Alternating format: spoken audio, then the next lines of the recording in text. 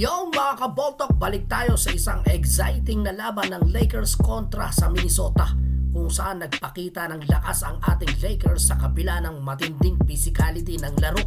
Dito sa game na ito nakita natin si LeBron James na hindi natitinag kahit pa pinahihirapan siya ni Anthony Edwards.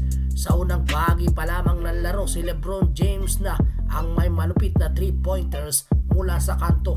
Nagsimula na siya magpakitang gilas at talaga namang nailaban niya ang bawat pag-atake ng Timberwolves. At kahit itong si Anthony Edwards, mga idol, pumasok sa laban ng buong tapang, pero nagpatuloy pa rin ang Lakers sa kanilang aggressive play style. Kahit na si Edwards ay patuloy nagbabalik sa laro, hindi tinatablaan si LeBron James in terms of intensity. Walang pinapalagpas ang Lakers sa depensa, lalo na si LeBron na nagbigay ng back-to-back crucial plays na nagpakita ng kanyang pagiging disruptive sa opensa ng Wolves. At hindi lamang yan, si DiVincenzo at Rui Hachimura ay nag-step up sa second half. Si Roy ay score ng 10 of his 23 points during this period.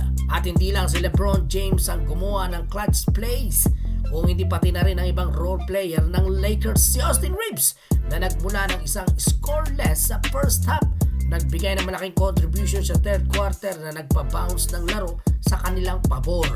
Kaya naman, kahit na medyo magulo ang game na ito mga idol, si LeBron James at ang Lakers ay nananatili sa kanilang composure at ipinakita ang kanilang teamwork at key moments sa laro.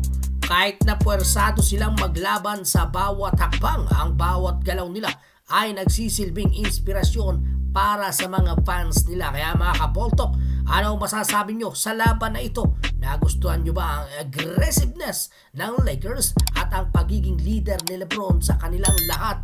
Babawi ba ang Lakers sa Game 5 o tatapusin na ng Minnesota? Yon mga idol, anong masasabi mo sa video natin for today? Mag-comment ka na lamang sa ibaba at huwag mo kalilimutang mag-subscribe kung bago ka pa lamang. Bisitahin mo din ang ating Facebook page. Basketball talk